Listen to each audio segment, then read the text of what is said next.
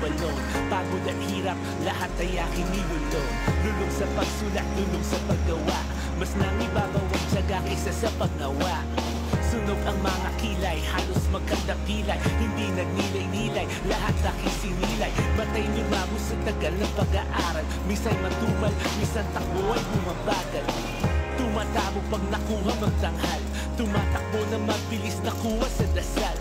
Sadyang ang buhay di pare-pareho, minsan meron, may araw na papasok ka maski na walang baon. Pagtiyaga